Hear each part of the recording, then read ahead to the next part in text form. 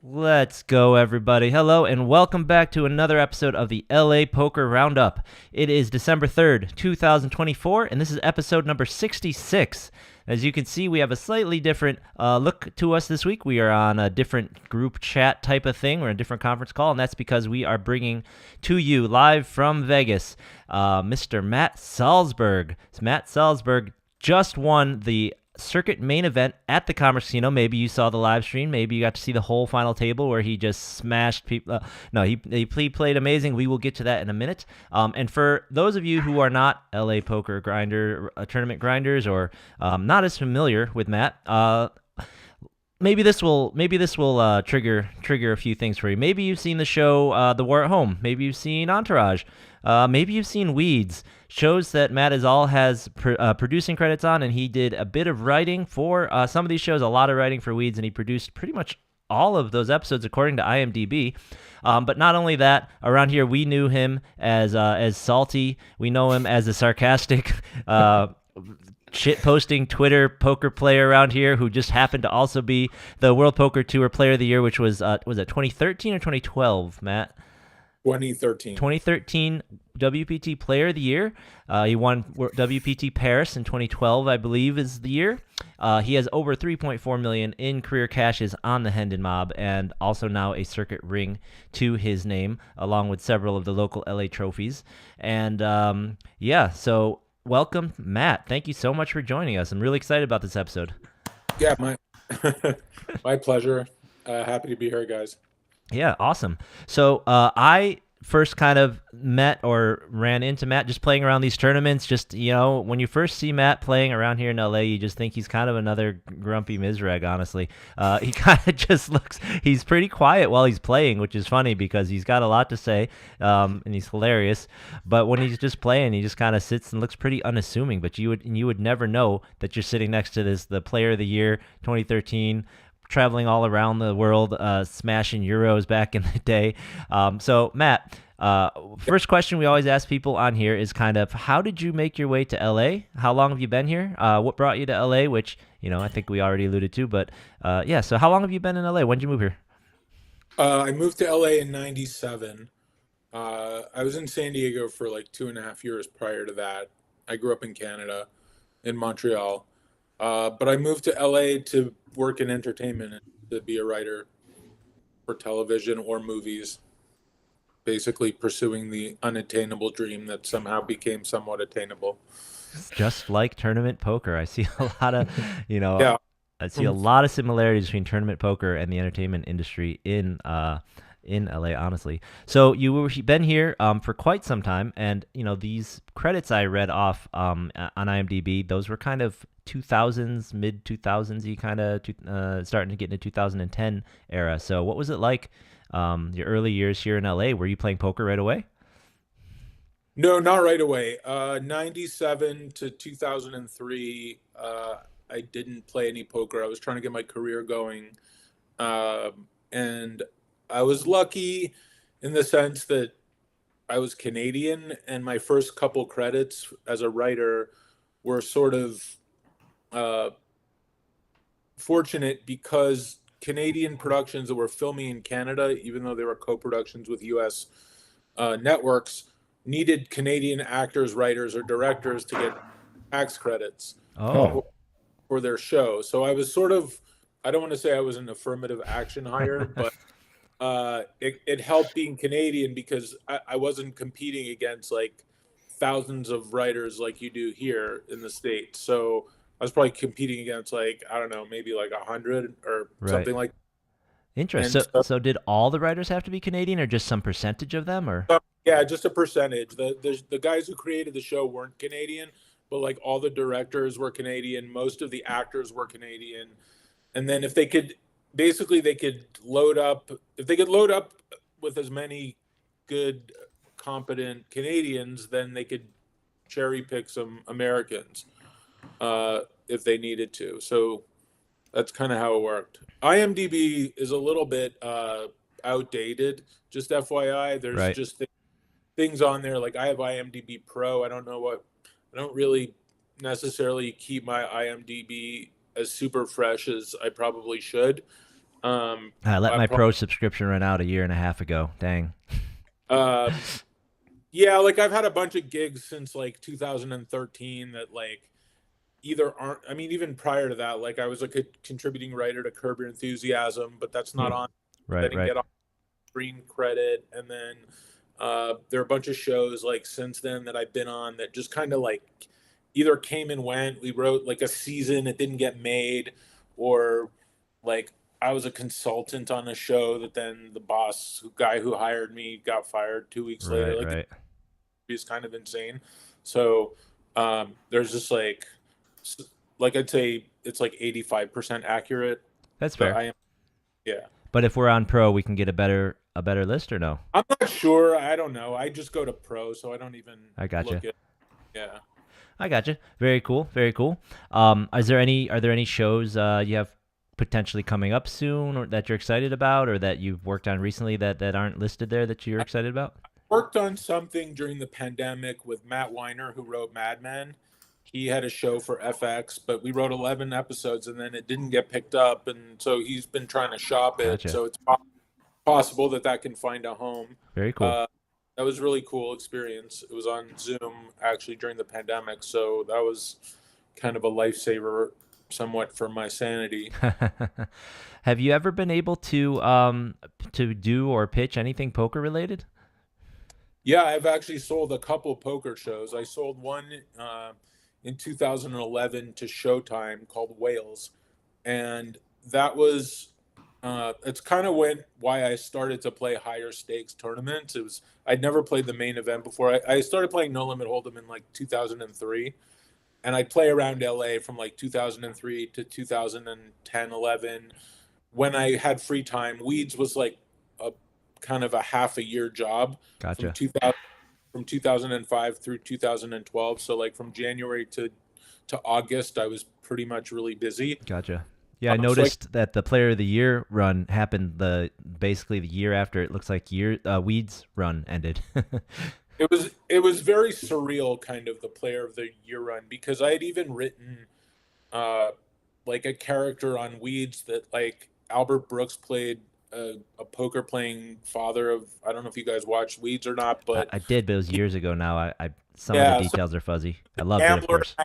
I wrote all these poker references in it, and he stole money in the final episode to go to the aviation club in Paris to play a satellite for the World Poker Tour. And I had never been to the aviation club, and then I went there, and I got voted my way to victory, and it was very surreal because also the crazy thing is, so that pilot Wales, Hmm.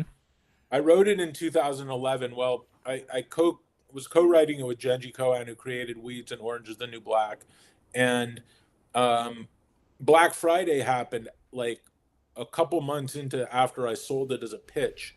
So they were paying me to write it, but then the whole ecosystem changed because of Black Friday. So I had to kind of scrap my original version Mm.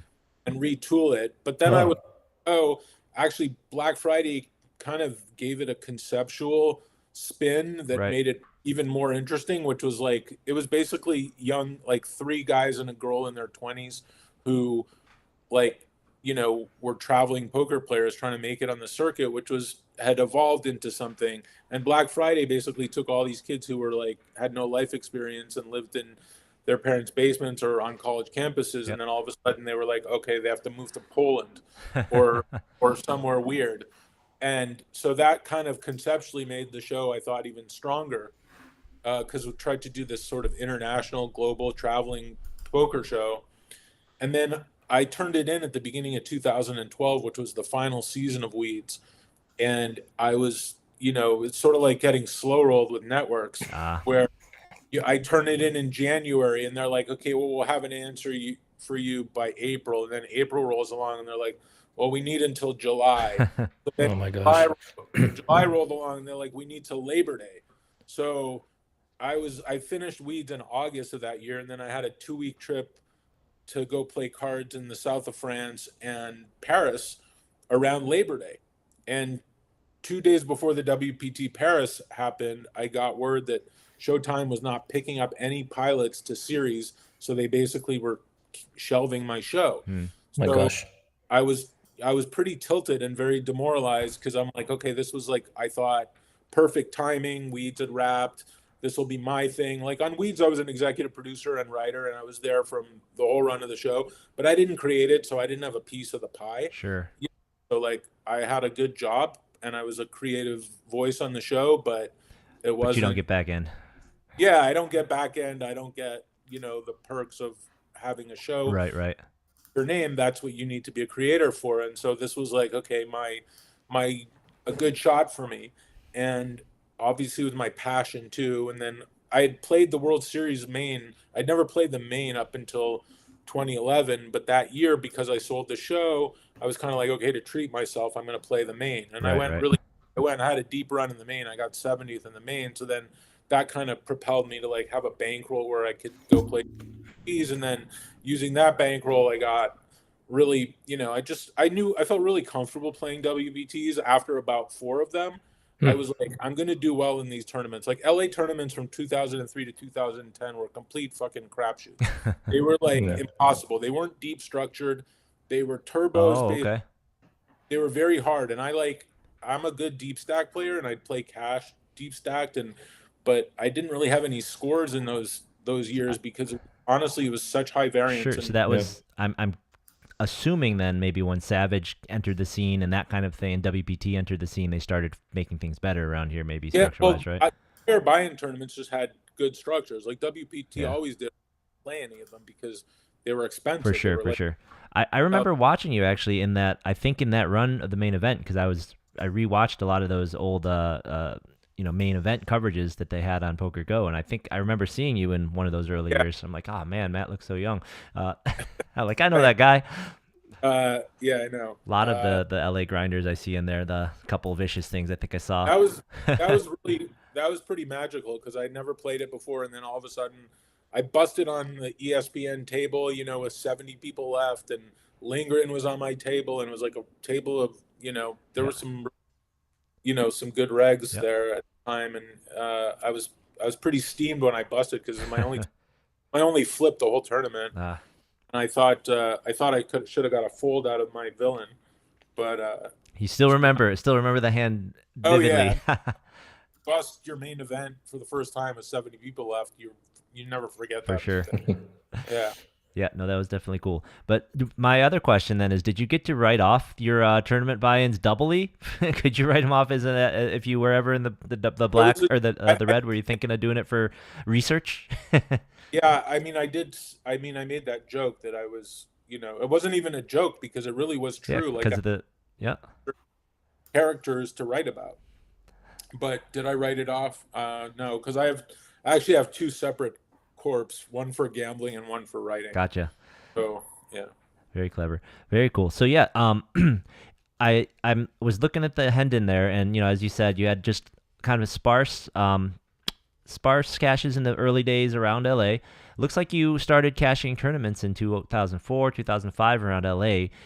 Was the moneymaker boom? Was the ESPN coverage? Was that kind of a big? Did that light a big fire under you for poker? Were you playing before that? Is that kind of when you started? It's actually funny. I started in 2003. I got hired on a TV show called The Stones. It was a sitcom with Judith Light for CBS, and Genji Cohen, who created Weeds, created that show, and her brother created Will and Grace. So he was an executive producer on it as well. And we were sitting around the writer's room table, and Genji and this other writer, Linda Wallum, were obsessed with the World Poker Tour. And they were talking about it. And I used to play cards in high school and stuff, but I didn't play Hold'em. So I started watching it because they were talking about it. And then around the same time, one of my good friends just said, hey, do you want to come play a weekly home tournament? So I started playing this home tournament, like a $50 buy-in. Kind of became a little bit of a weird legendary home game because the guy who hosted it had 50% of Jamie Gold when he won. Oh, he's that guy. Or one of those guys. There were multiple, weren't there? No, there was just one, Okay. Crispin. But anyway, so I played in this home game like every week in Echo Park for, all of 2003. We probably played for like 2-3 years every week. And then I started playing at Hollywood Park on my hiatuses. The show got canceled. after 12 episodes, and then you're out of work when your show gets canceled. So I had time on my hands, and I had this new sort of hobby addiction. So it was like Moneymaker One, World Poker Tour was like starting to peak. It got popular. Internet poker came along, so I started playing online. And Hollywood Park was 20 minutes from my house, so they had daily tournaments. So I would actually just go play these like $50, $35 rebuy tournaments at Hollywood Park, during the week. Uh, so it kind of derailed my writing life a little bit. Oh, poker. Yeah. Yeah. Luckily, you had a knack for it, because that would have been a shame to crater, to to sabotage that career and then not do well in poker. But so yeah, so you started playing more. You hit the you had that nice run, deep run in the main event. You went and you had a magical run in Paris, and then that was the first time you'd really traveled for tournaments, and this was kind of the beginning of your playing bigger events. Is that the Um, bigger kind of high roller type? Well, not high roller, but the main event kind of types. Kind of. I guess like so 2011 was my first main, and then after that, like I wrote Wales on the hiatus, but then also played a few WPTs. So I started traveling, I guess, maybe after that main event, Gotcha. and then once Weeds was wrapped, yeah, and then I won WPT Paris. So then I went a little crazy because you won it or I won it, and then like I flew. I remember winning it at like 5 a.m. and I had an 8 o'clock flight to My go gosh. to go back to New York to go to Borgata actually Oh, that I had planned, and then so I got to Borgata, and then I the WSOP Europe was back in the south of France like a week later. And so because I was on the East Coast, I was kind of like, oh, I could go play WSOP Europe and EPT San Remo, which is not far from Nice. It's only like a 45-minute drive. So I ended up playing those two tournaments. And then I had an insanely deep run in San Remo. I got 16th in that. And like I was probably 2 of 27 or something. And ended up 16th. But that was like, okay, another Europe trip that was successful. And then all of a sudden, uh, a couple months go by, and I go back to back final tables on the WPT at Borgata in their winter open, and then the Lucky Hearts in Florida. wow. I got sixth in both of them. So now all of a sudden I have like a win and two Final final tables, tables. yeah. And then everyone was telling me, "Oh, you're going to win POI. Nobody's going to like come close to you." And then Paul Volpe in like the next 2 weeks, like back to backs, uh, LAPC and Bay 101, and he actually surpassed me by like 75 points because the buy-ins for those and the field sizes were so big Right. that the point system was skewed, so he was ahead of me. And then there was like 6 tournaments left in the season, and I was like, okay, I'm sort of neck and neck with him, but I'm behind. So I hit the road to try to win the POI that year, and then I had a kind of a crazy sweat to win it. It was fun. Right. That's kind of Nice. cool. Was there a what was the prize for player of the year back then? Uh, your life is ruined. So it was Basically. just pride in a trophy, maybe. No, I won a 400-pound poker table that was worth $75,000. Apparently, it was a custom-made poker table. Holy crap. A pretty crazy story too, actually, because at the beginning of the season, before I won WPT Paris, a buddy of mine who lives in Vegas, who used to be a day trader in New York, called me up and he said, "Would you want to buy this one-of-a-kind poker table that my friend who retired from day trading to make high-end gaming tables What? made this crazy poker table out of 600 different kinds of wood?" And he was like, "Do you want to buy it?" I'm like, "No, I don't want to buy a 600-pound poker table." And then it ended up being the prize for the So WPT. random. I won it, yeah. And then, but it's really, really heavy. Like it took like 6 people just to like bring it into like my house at the time, and then I ended up selling my house, and then it's been in like a friend's garage ever like for the last few years, just because like I'd been a little unsettled with my living situation for a bit, and so anyway, so I won this thing that kind of became a little bit of a nightmare to like have. It's like carrying around an grand piano or something. Yeah, it really is. It's like having a grand piano as your prize, Yeah. basically. We Funny. got Nick Poliani in the chat who said he played with you on day one. Weed is one of his favorite shows of all time. We also got Brian Hastings in the chat. What's up, Brian? Oh, nice. Hey, Brian. Yeah. Brian, good buddy. Yep, for sure. So that is funny. So you weren't joking. It kind of just became this huge pain in your ass for a while. But No, it's a huge pain in yeah, it's like a massive pain in my ass. And then I gave it to or I lent it to this guy to like run home games on in Beverly Hills, and he had like a custom felt made for it because it doesn't have a felt. It's made Gotcha. out of wood. Okay. But it's too cumbersome for him to even Jeez. like games on. So it's basically like I have a place now that I think I found last month where I can, put it safely in. Okay. But yeah. Wow. Okay. Well, when it finally finds its home, we will know. It's funny. It's like a Final Destination kind of thing where it's just following you around for life. Yeah. I made the joke that I just should like carve my coffin out of it. Just be prepared. You should. At this point, it's been a part of your life for so long. Yeah. All right. So for all of you out there who are kind of getting your first taste of Matt now, if you're not following him on Twitter or on Instagram or something, we highly recommend you go and get him. He is M. Salsberg on Twitter. He just in bursts has some of the funniest sets of tweets in the poker space for sure. Sometimes, they don't all hit, but when they do, I remember when you're doing the seniors event this past summer, I was cracking up.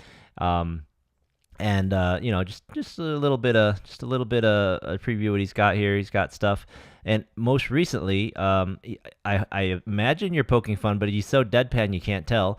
He's he started his own little giveaway for Club WPT Gold passports. I don't know if anyone knows at WP knows he's doing this, but yeah, he's this is the kind of humor you can expect to see if you follow Salty. For a moment, he was unsalted. Maybe he'll go back to that for a minute now that he's got the ring, but we'll see. It's true. I forgot about unsalted. I was Commerce Scum for a little while too. Oh, that was you. Okay. That was me for a while. Like I don't know, maybe like 5 years ago. It helped me win the LA whatever thing I won in 2017, the Golden Bear. Oh, the Cal State. The Ben Affleck has one of those too. Yeah. Cal State Poker Championship. And I was looking at your head in there with that score. Man, that was a big one. The Cal State Poker Championship the last couple years surrounding COVID was nowhere near that big, but you got a really good score for that. It was well over 100K, right? Pre-COVID was something else, man. It was like 175. Yeah. I think it was like we made a deal. I think it was like over 200 actually. Wow. Yeah. So that's the size of like the LAPC's 1K this year, which was they went all out at like 5 starting days or something for that. So yeah. Very cool. Yeah. So you got yourself a bear. I think you have yourself a Remington. You got yourself. You got a couple Remingtons. Yep. Table, but they're not light. Yeah. They go with the table perfectly, right? And then you got yourself the WPT titles, and now you have yourself a ring. So, let me ask you, it's been a while, I think, since you've had kind of a major trophy win here, though. Like, what does this ring mean to you? I mean, it means so much to me, actually, because, like, I hadn't won a tournament since 2017. I didn't play for 2 years from, like, 2021 and 2022 at all. During COVID? During COVID, I had, like, a serious health problem that I still battle with, but I couldn't play for 2 years. And then poker actually kind of saved me because I was very kind of not just depressed, but like I felt like COVID was really hard, and so was the health situation, and my brain was just kind of messed up from it. And poker just kind of got me back to like having something to do and be structured. Like the Writers Guild went on strike too last year. So that was like, around the time I was like trying to like recover from my health. And then all of a sudden the writers are on strike. So there's no chance I'm going to have a job. So like I just needed something, and I just got back into poker, like not this past summer, but the summer prior. And I've actually had a pretty insane 15 months of poker. Like this year has been like ridiculous amount of deep runs. I've had a lot of top 20s. I had a few like close calls at the World Series this year, and I was not closing, and I was not running good, inside 20 players or inside 40. And then I finished off the summer pretty strong with a third at the Venetian 1600 mystery bounty. But my summer was pretty incredible. And then I had a bike deep run in the Mega Millions in August, and that's been my graveyard, that casino lifetime. So I was really hoping to at least top three that, and then I didn't. So I've had like so many close calls and a bunch of thirds. I said I'm the best in the world at getting 12th, third, or I'm pretty good at getting first when I can get. I only have 1 second my whole career. I think I have 12 wins, 14 thirds, 14 12. That's so funny. Yeah. Yeah, well, your 2024 has been stellar. You said you took all this time off here from 2020 to 2022, Yeah, and and then come roaring back over 600K in cashes this year. So fantastic! Congratulations on that. And let's take a look. I can tell you what Hendon says as far as your seconds go. So you have 2 seconds, and you have all these firsts. So there you have a lot of thirds. You were very good at getting third. I know. Like I said, I'm the goat at thirds. Fantastic at third. Fantastic at third. Pretty good at first, but seconds, not good at seconds. And I think your thirds take up same as like your fourth through the rest of your final table. So yeah.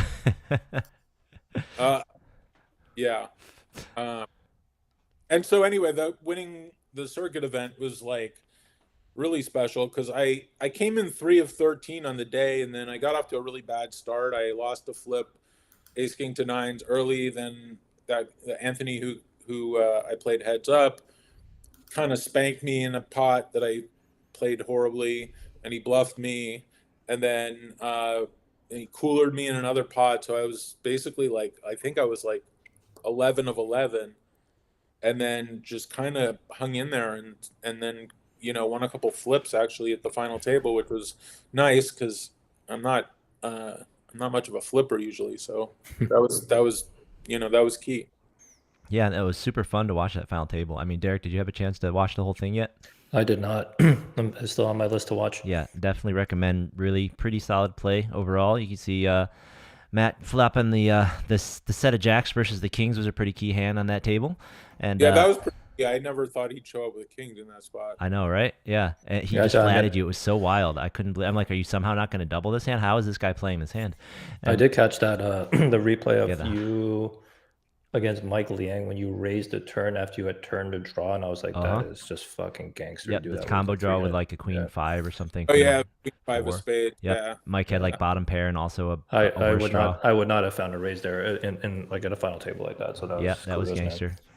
Yeah, nice. Watching you and Mike battle was great. And honestly, after one of the kind of funniest things that was happening there is right at the end when you guys got all in and he thought he was out and you crippled him down to 1.5 big blinds, and he somehow finds the triple and the double and the double, and we're like, what is going on? If he doubles one more time, he's average again. What just happened?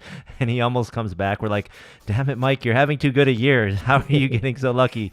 That was, as someone who knows all you guys and has been cheering when because Mike won his bracelet this year and he won the lodge event. We're watching, we're all cheering for you to get your first ring here too, and just seeing all this stuff. It's just God, this is how Mike wins tournaments. Come on. I've never seen anyone get ace king more times in a single stream than Mike did in that final table. I played Commerce stream game with him, a 25-50 game, and he absolutely wrecked me in a hand where I flopped a straight.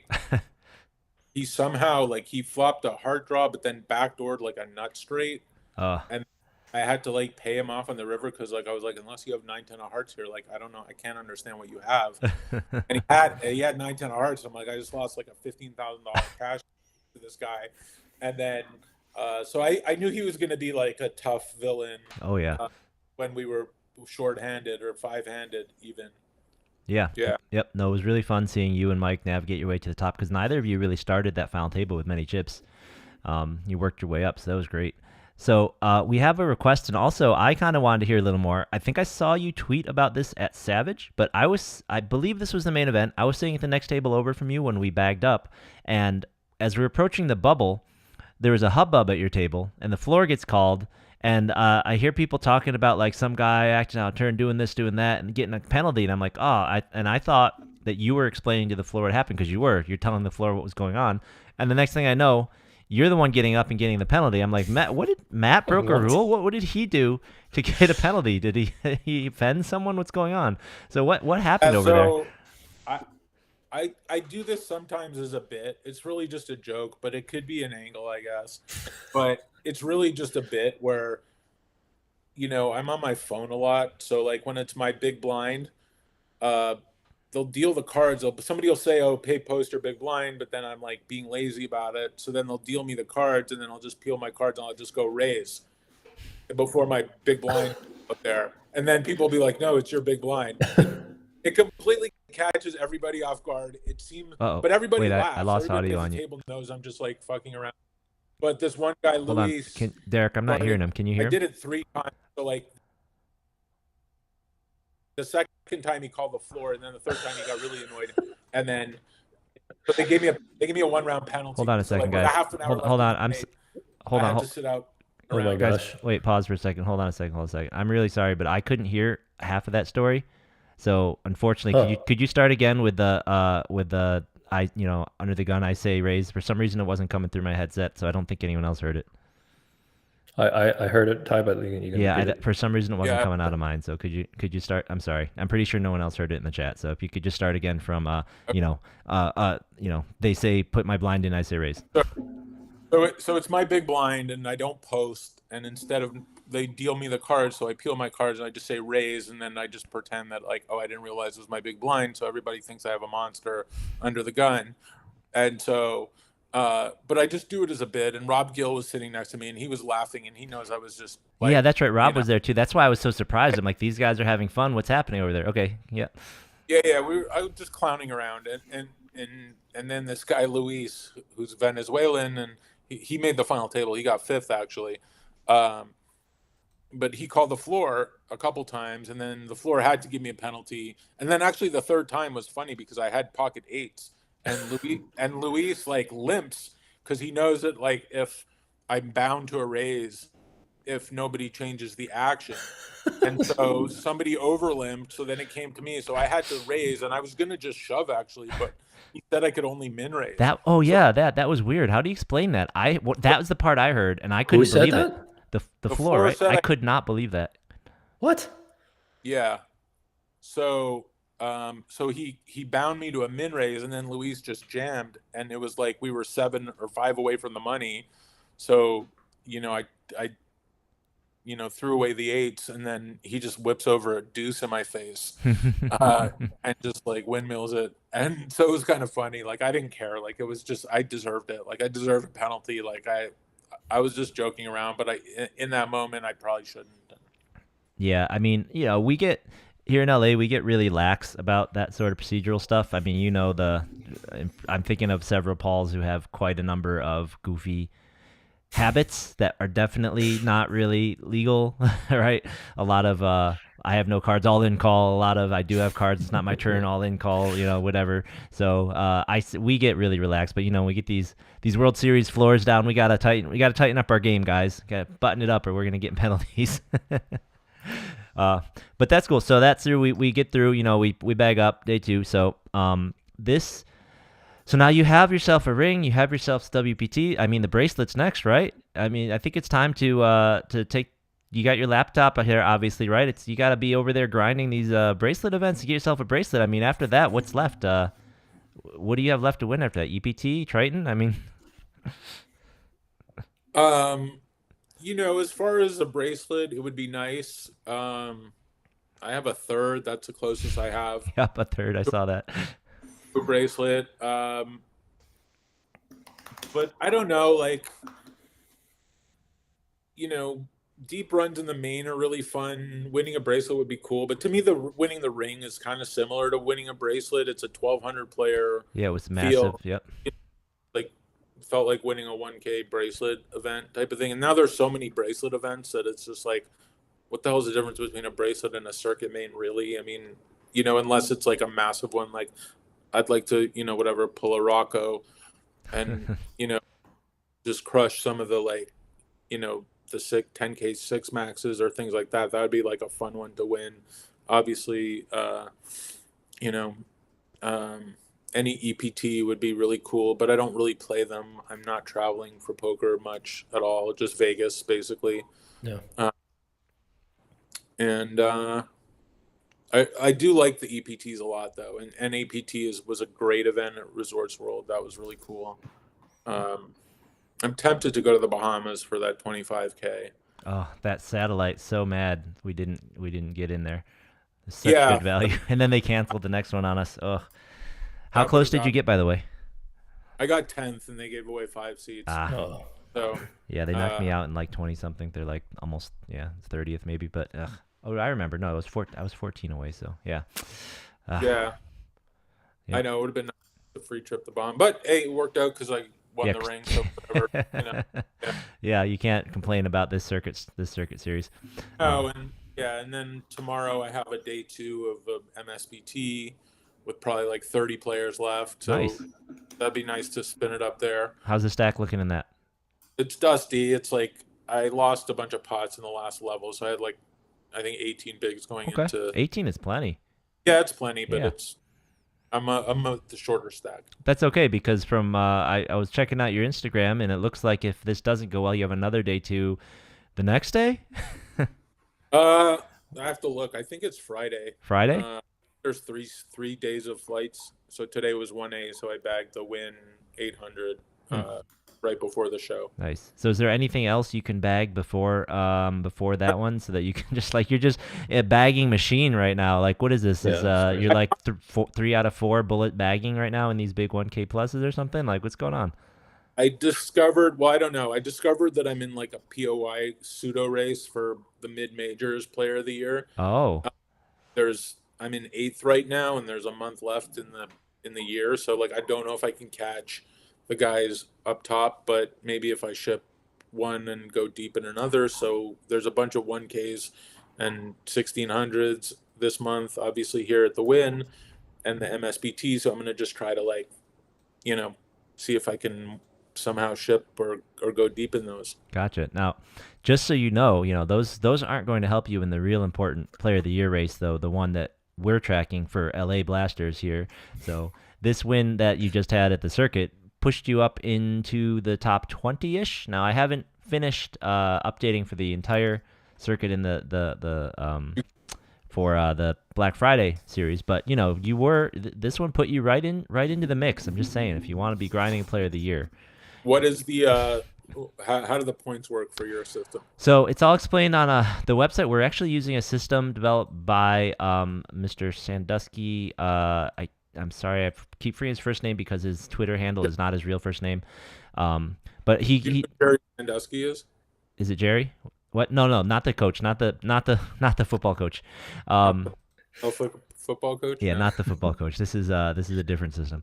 But it's it's just scaled based on number of players. It's a little more heavily weighted towards finishing like in the same percentage of the field. So like if you if you finish like second in a 100-player field, you'll get supposedly a similar number of point multiplier as you would for finishing the top 2% of a larger field, something like that. So we've been pretty happy with the way the points seem to be shaking out so far.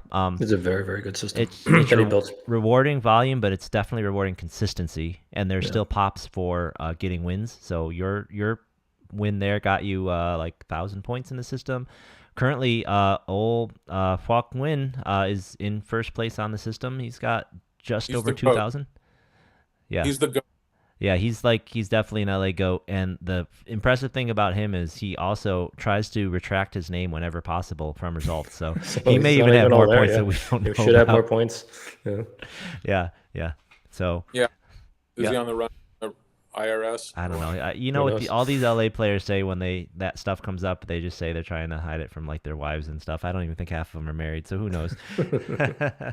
It's tough to tell when these guys are bluffing. They're so good, right? Yeah. On that note, we have Mr. Hastings in the chat, and I know you and me and I think Derek and Beth were chatting on the break of one of these circuit events, and Brian, I'm not gonna say any numbers, but Brian's been having a bit of a rough go dealing with the LA Blasters the last series really, and he was asking you for some advice. And now that you've shipped this thing and you just keep cashing, I feel like it could be a good thing. That a lot of the people watching probably would love to hear a little advice from the champ on how do we handle these fields? How do you handle LA players? How do you navigate? I have no clue how to navigate at the bike. That is like, I honestly don't know what happens there. It's like there's static interference between my brain and like the receptors in the sky that are beaming things down to it, because that place is like it's like the phantom zone. Like the trophies that they made for that Derek has. Yeah. I don't know if you were a Superman 2 fan, but that movie where like they're imprisoned in that glass is like, it's the most perfect trophy I've ever seen for the bike. Like, I couldn't in my wildest imagination. I played there for 20 fucking years. I've won one tournament there for like $14,000, but like my biggest score there lifetime was this summer for 34K. Before that, it was that 14K. And did something happen? Did we lose? Oh, yeah, there we go. Yeah, perfect. Yeah, those things, like, you don't know how badly I wanted one of those things. Like, I wanted that more than a circuit ring. Okay, more than a WPT, another title. I want one of those things. Like, if there's one thing left on my poker resume that, like, there we go, we found it, that I'm clamoring for, it's that. Screw the bracelet. That's all he wants. He wants one of these. He wants a Phantom Zone trophy. Yeah, Phantom Zone trophy. It's so perfect, like on so many levels, and I actually think Mo should be somewhere like floating in the back there with a shrimp. With the shrimp tower. Yeah, definitely with the shrimp tower. Have you? And a coupon. Could you give us a preview of what your pose and what you would look like in the Phantom Zone trophy?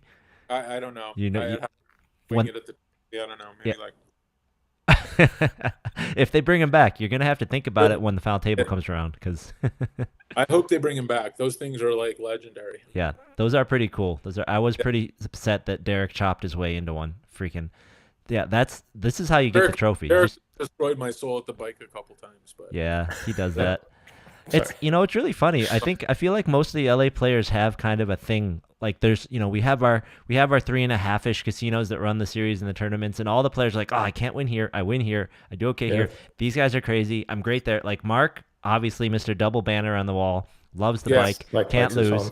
But he's like, Mark cannot. had all of my win at Commerce, by the way. He's sorry, what? Mark had 10% of my ring at Commerce. Wow, that is run good right there.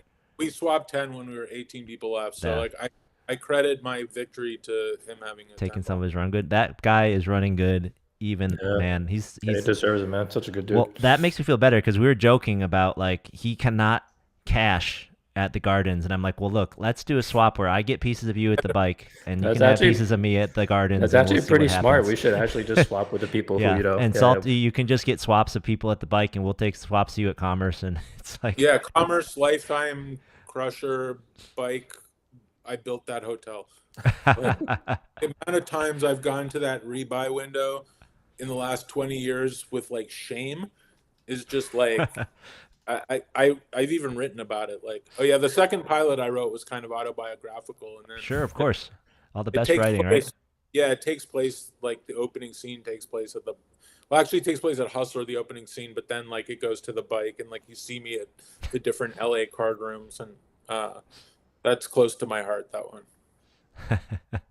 Nice. So bike, Phantom Zone, Commerce, good. How do you feel about how do you do with the Gardens? I should. You need to help out Brian. You need to help out our buddy. Gardens is in the vortex of also in the vortex. Yeah, me too. Vortex. I stone bubbled the WPT at the Gardens. Yeah. That's a vortex one too. But Hastings, as far as beating LA regs, I mean, he's so fundamentally sound and so GTO studied that I would say the only thing is just throw that out the window and just play exploitative street poker, yeah. And like just kind of know your villain. Like that to me is like a big thing with live poker, which is always key for me. Like, is this guy capable in this spot or not? And you kind of know when you play with people a long time, you know? Yeah, yeah, I kind of agree. I definitely think in an ecosystem like, LA or Vegas or whatever, probably any, but we have such a great pool of regs, right? That's why we're doing the show. So we have this Player of the Year thing. We have such a great pool of regs that you're going to see so many of the same people over and over and over again, right? So totally agree. We got Elton, my buddy Elton, in the chat. We covered some of his questions here, but he has a couple questions right here. One of them that we haven't really touched on was there anything that happened, while over the course of that early poker career that let you take your poker to the next level? Like, was there anything? Did you have like an aha moment? Did you do some extra training? Did you do something differently It was consciously? honestly just switching to deep structures. That was the biggest thing.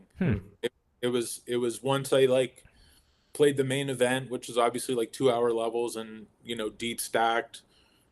Like that first year I played, I was like, oh, you pass on these spots and you learn how to kind of navigate this kind of poker style. And that just made a huge difference for me because it wasn't just like a crapshoot. It wasn't like playing those other ones are like hyper turbos that I Yeah. played for, whatever, 7 years. And it's just like you would leave there and you just be like, oh my God, how do I lose with aces all the time? But it's because you're all in. It's just like you're gonna lose, variant. Interesting. So, and we see you playing the Live at Commerce cash game streams. Yeah. Have you always played a decent amount of cash throughout your career, or have you just started getting back into it more? Started getting back into it actually, like after I was like kind of getting back into poker last year before the summer, and I hadn't played in 2 years. I started playing 1020 Hollywood Park a couple times a week just to kind of build up, see if I could like sit there for 12 hours and focus because I wanted to come play the World Series last year. And then that kind of got me into playing cash. And also because the writers were on strike at the time, I was like, but like I would say like poker was never really something that like I had to make money in because I had a career as a writer, and it wasn't that much pressure with poker. But seeing how I'm aging and the writers were on strike, I'm like, okay, I should probably take poker. Not that I didn't take it seriously before, but definitely like after I won the Player of the Year, I went through like a spewy period in poker where like I just didn't really like I just wasn't disciplined. It's winner's tilt. You just lose your discipline Yeah. at times, and so I just decided to like try to play more disciplined. And when I don't play disciplined, I play terrible. And so like even yesterday,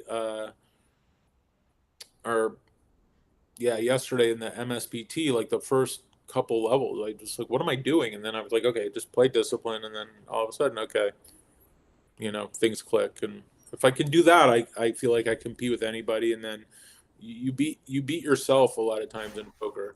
Right. And I wondered if I did that this year, like deep in the stretch in certain tournaments where like things didn't really go my way, but at the same time, like, okay, maybe I just was a little too undisciplined in some spots.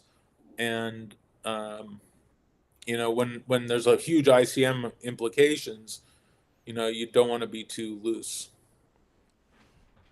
Or if you are, just be a maniac. And just Yeah. really put the pressure. For sure. Yeah, just don't go quarter way or halfway with it, right? Yeah, exactly. Like,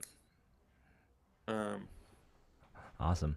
All right, very cool. And Jeremy says he's also available for the gardens for bike swaps with people. Although I think you'd happily swap anyone for your pieces of the bike, Jeremy? right? Oh, Jeremy Hamey. We had him on last week. He is killing it in the gardens dailies and all the gardens, everything. He's just destroying it down there. It's unbelievable. But yeah, he has not been crushing it at, say, like LAPC or something. He likes to hang out down at the gardens there. Friend of the show. I played with one of the brothers today. Oh, the Bayos? Oh yeah, we'll be talking about one of them pretty soon, Elvin. Did you know which one you're playing with? No chance.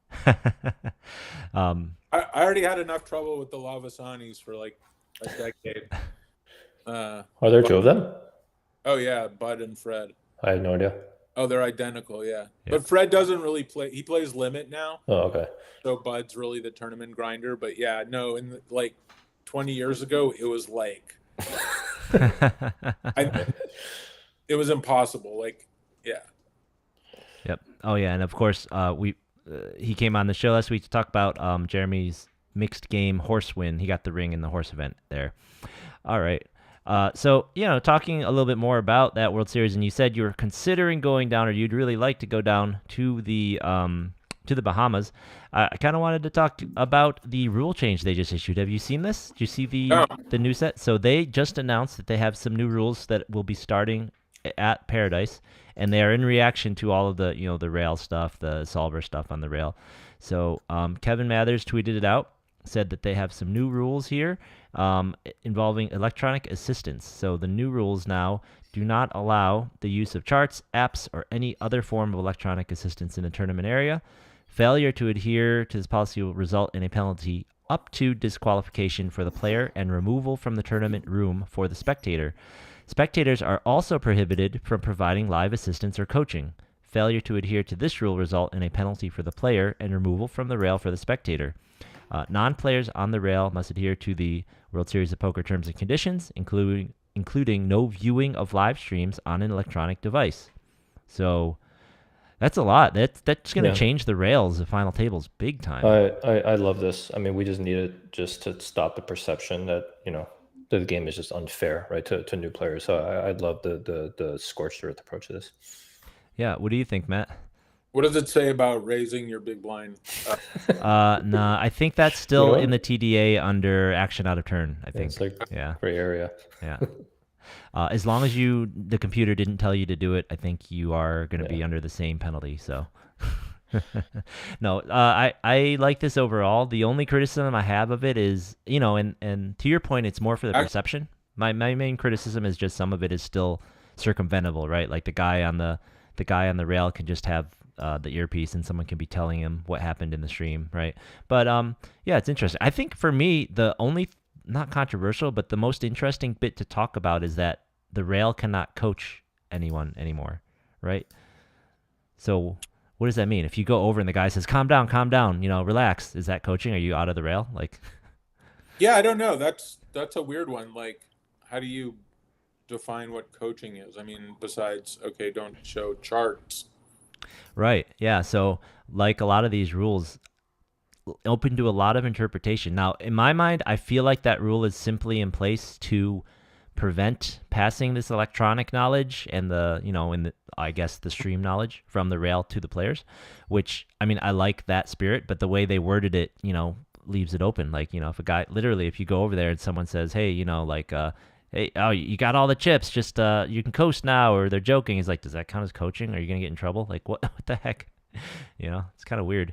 Kind of weird to add that in there, but I kind of get why they're doing it. So, do you think that this will have any kind of actual impact on the results or the outcomes? I feel like it will be pretty minimum. I feel like it won't actually have much impact. I really don't think so. I think obviously it's like probably more for perception of, fair play than anything. I was playing at the NAPT a couple weeks ago. They had a 10K and Pads was at my table, and I had my phone on the table. Oh yeah. That's another rule. Yep. Yeah, that's what I'm saying. Yep. Like, no electronic devices on the table, and I'm like, well, how's my phone going to capture the underside of the cards if I don't keep it on the table? Oh boy. I busted, and so no, that's obviously like a concern too, like all the crazy amounts of like absurd technology now that like you could probably find ways to cheat that are big concerns. So like, I'm a big user of my phone at the table, but I probably would be in favor of no phones. Yeah, at all. It's fine. In fact, I forgot to mention the other rule they have is when you're down to 3 tables, there will be no phones at all at the table. So wow, that's a big one. Yep, and what you said, no phones are allowed to be placed on the table or rail during the play ever. So wow.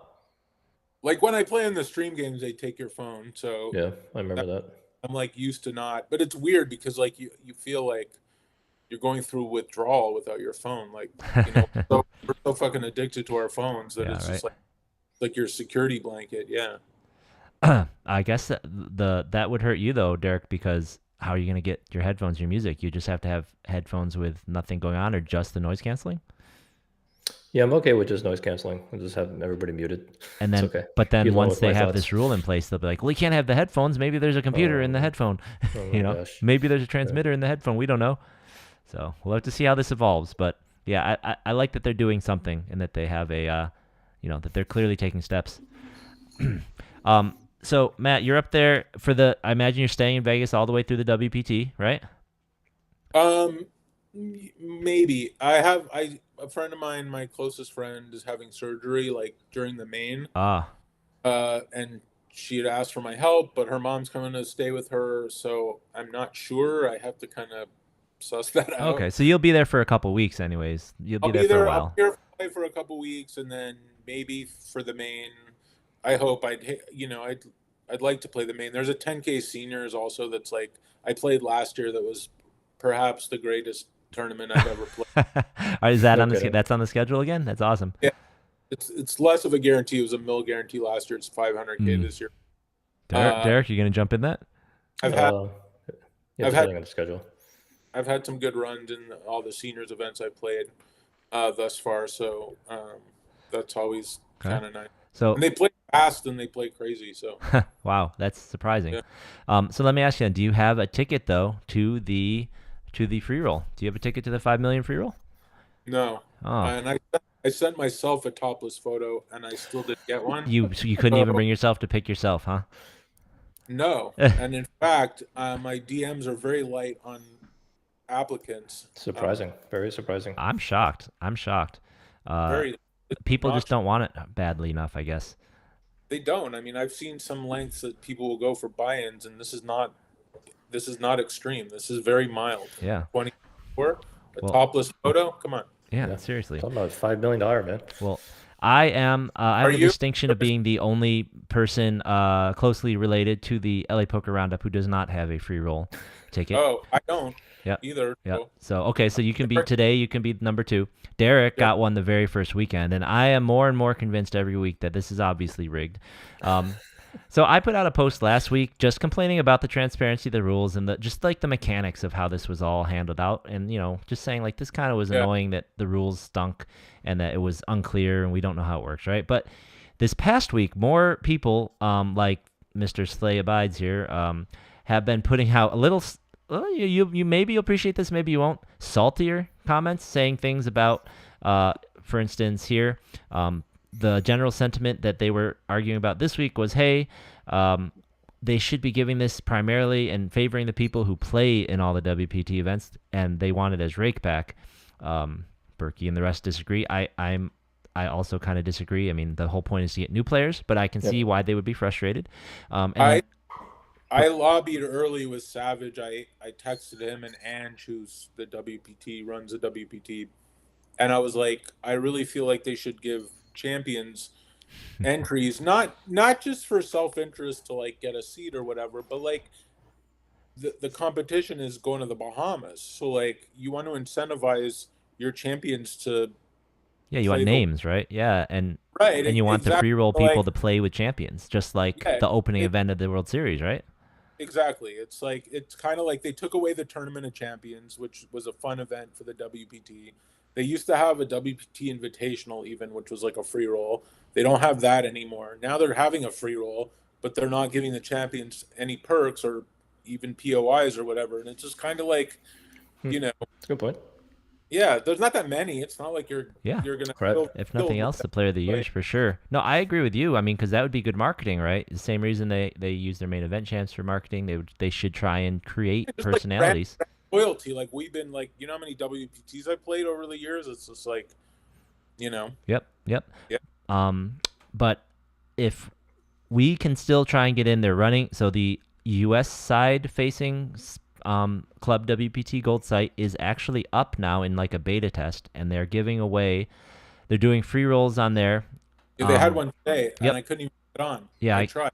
So It's kind of buggy. They're using us as guinea pigs, but they're dangling these passports out as in front of our faces. So that's still something we can do over the next week or so. So check that out for the people watching. If you don't have them, I'll be looking. I couldn't play tonight either because of the show, but we'll be looking. And then, I wanted to bring up these guys complaining because poor Schwan is kind of getting caught in the argument with it a little bit here as well. Luke is kind of coming at her here. I don't know this guy. He's an East Coast guy. I believe he's probably Borgata guy, and I didn't play a lot. You know him? Yeah. I didn't play a lot of tournaments when I was on the East Coast playing poker, so I don't really know the tournament community over there. But he seems kind of like on and again, off again. Greats a lot of people. But he was saying that people were upset at Schwan's giveaway, and I didn't even realize it, but I was up for a vote in Schwan's giveaway on Sunday. I was kind of taking a day off of poker. I was out doing a lot of errands. I didn't even notice she put these polls up.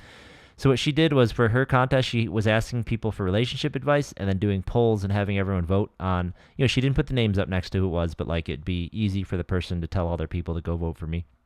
And she was doing polls saying, hey, vote for the best of these four and the winner will get the ticket, right? And, I kind of mentioned this in my chat. It's like, hey, go figure. It seems like 80-90% of them went to kind of somewhat poker personalities and Twitter personalities. Go figure, it's a vote, right? So Luke's kind of calling her out on that, and it's like there's not really anything wrong with that. I mean, it's kind of odd to not think that was gonna happen. I mean, kind of won, and I'm super happy she won.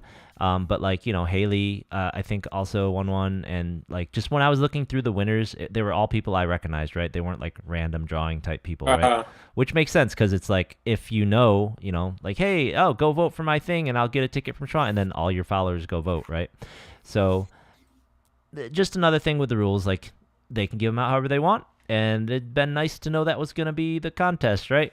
But I'm not on his side saying that like you should feel bad about your giveaway. Like I didn't even know I was in the thing. I would have also tried to lobby a little bit, but I'm sure I couldn't have got the numbers. But it's just like, it's free. It's free money. She's giving it out to. It was a fair contest. Just you had an advantage if you had a following that you could mobilize, right? But I definitely am on Berkey's side with the marketing. The WPT doesn't owe that rake back. However, I'm on your side. They should have been intelligent about it in thinking that the best way to do this is to get new people and get them excited with champions, to get them excited with poker celebrities that they can bring in, which they should, the World Series has done a really good job overall of taking some of their bigger personalities and bigger champions and trying to turn them into, and of course, they had ESPN's help a lot, but turning them into personalities, right, that people want to play with. So definitely on your side, WPT could spend some time trying to do that as well. Would not hurt at all. So, just more kind of drama there. But the way we can get them now is go play those free rolls, get in there, and give them a little test out the site for them. And maybe heck, if you report the most bugs, maybe they'll give you a free roll. They're just giving these things out for whatever reason they feel like, right? So, all right. Very cool. I think we are approaching that time in the show where we are going to cover all of the results from this past weekend. I don't know if you want to give any spoilers away, but you played down at the Gardens this Thanksgiving weekend, Matt? No. Not at all? Did not. Okay, so No, Matt will not be in the results. I was out of town. I was in Austin, Texas. I had a flight to Florida for Seminole and went to LA at the exact same time. And I went to the airport not knowing which one I'd get on.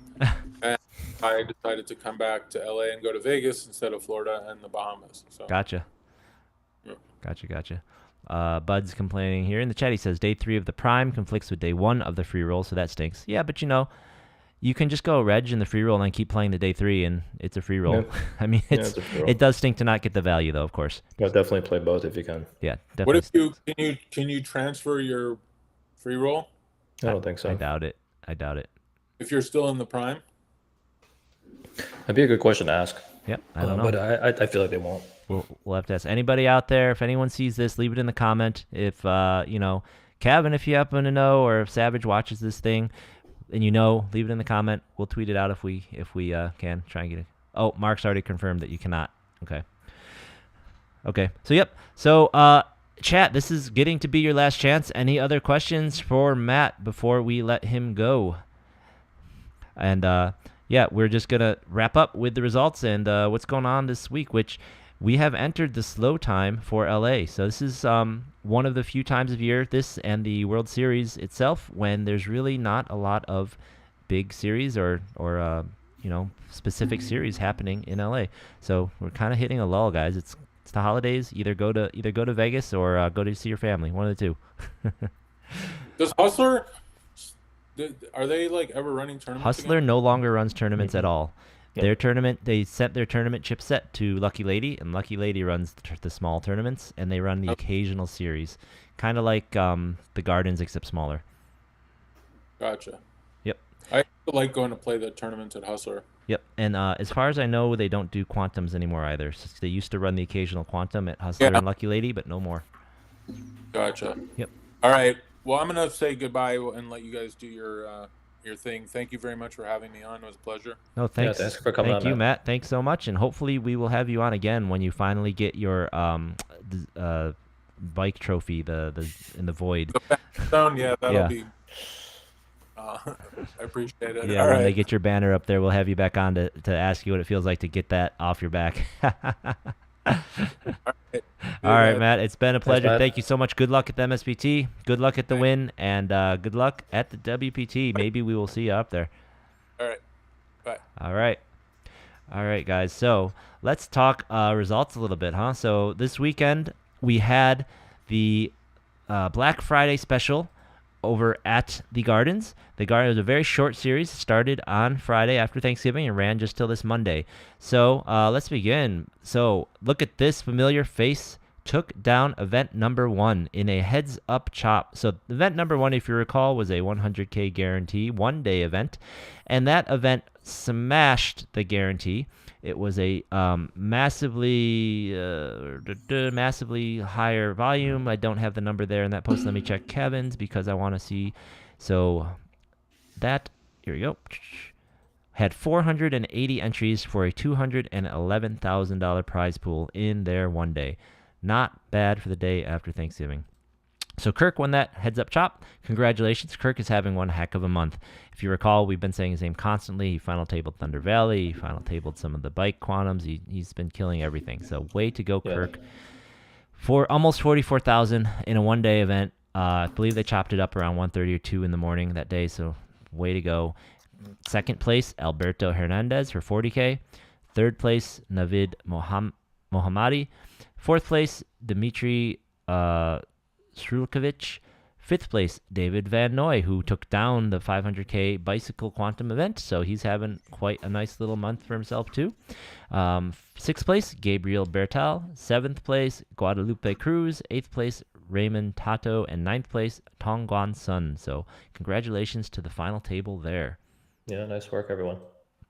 Event number 2. Another man who's having a nice couple weeks, Donald Bolt. Way to go, Donald got he final tabled a Gardens event very recently, and then he final tabled a ring event with Derek. Or were you 10th in that? I forget. So he final tabled one of the last one-day ring events, or maybe it was the closer. Oh, here he is. Frank Scott is covered.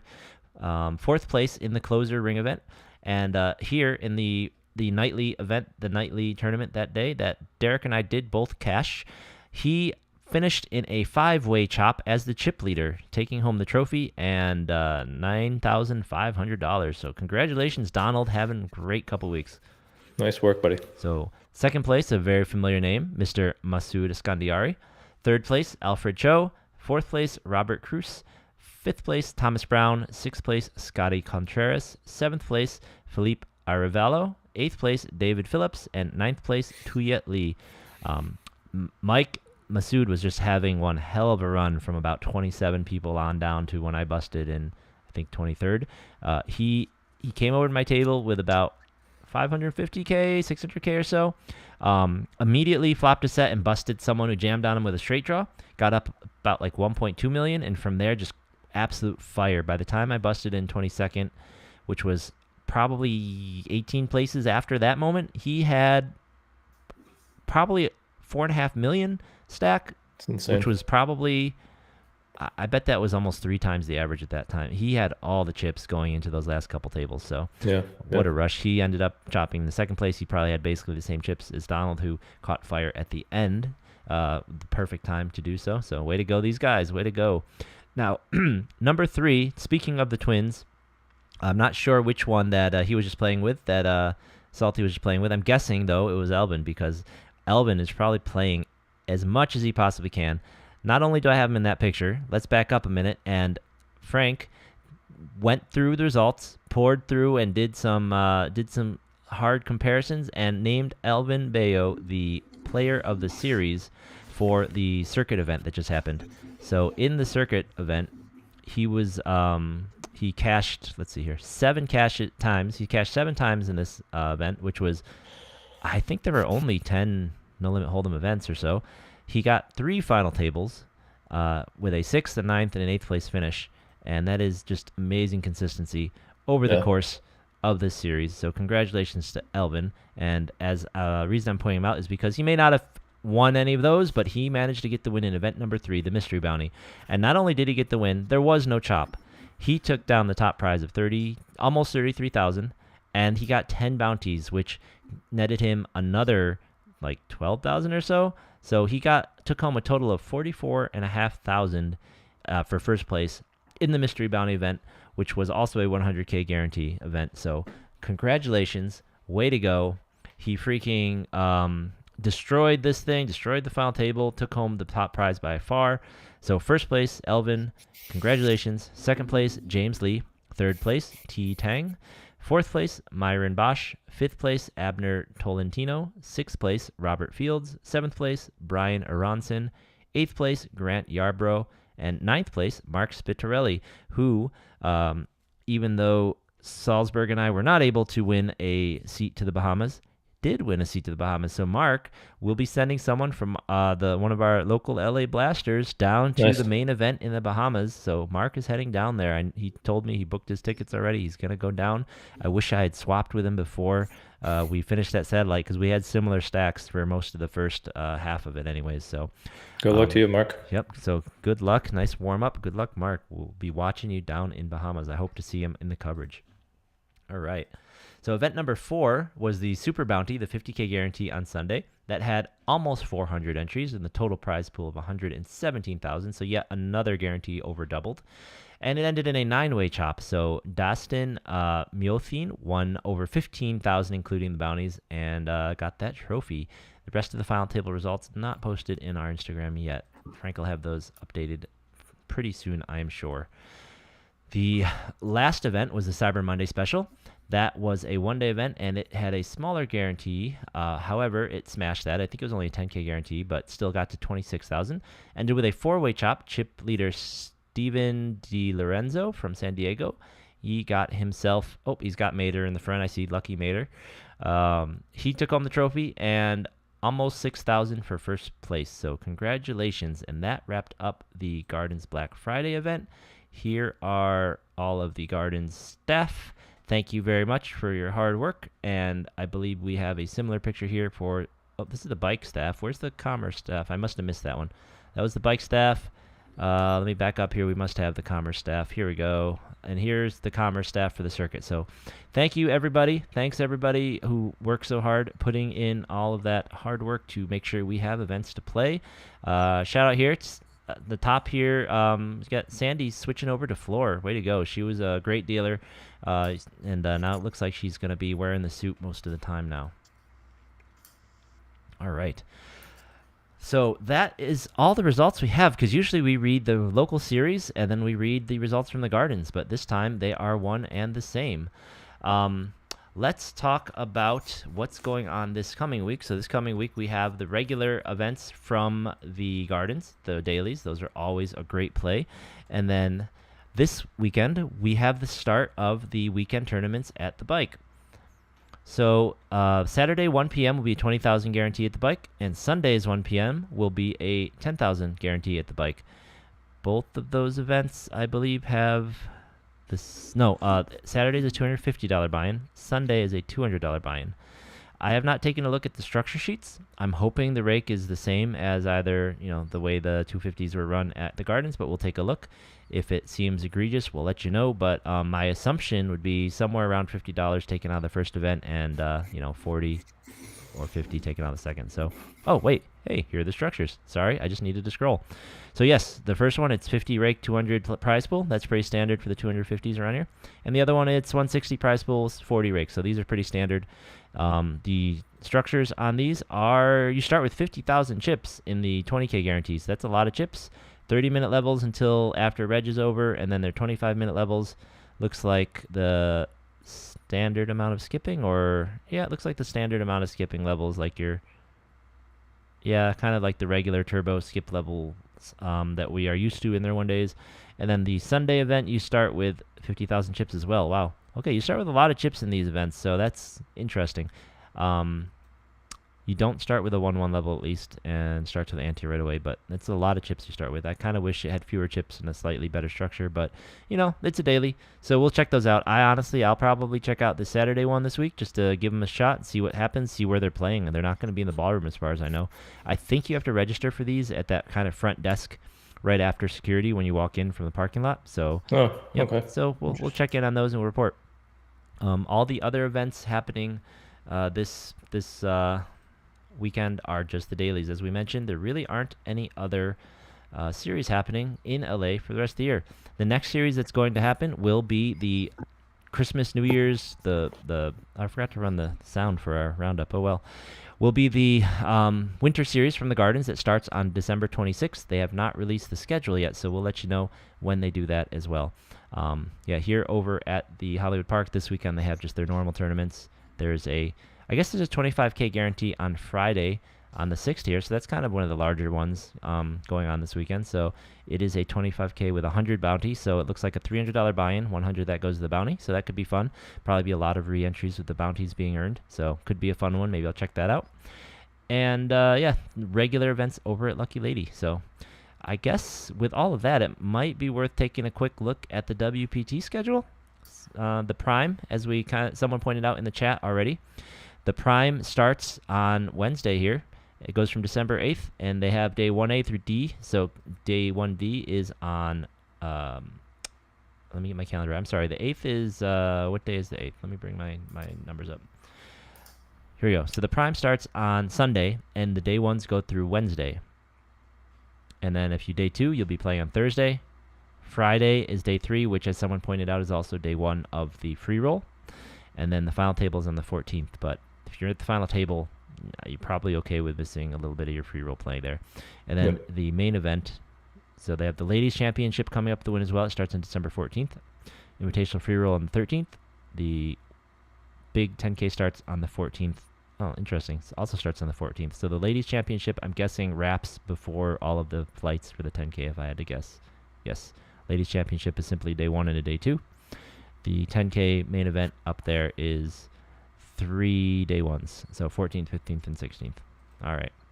I won't be going up there unless I get one of these free roll seats. Derek, I know you're going up for the free roll, and you're going up for the Prime as well, or no?